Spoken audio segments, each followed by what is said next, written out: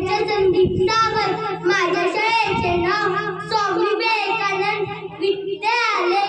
तळंगे गुरुर ब्रह्मा गुरुर विष्णू गुरुर देव महेश्वरा गुरुर साक्षात परब्रह्म तस्मै श्री गुरुवे नमः आई माझा गुरु आई कल्पतगुरु सौख्याचा सागरू आई माझी प्रथम माझ्या आईला वंदन करते कारण मला अभिमान आहे मी एक मुलगी म्हणून जन्माला आले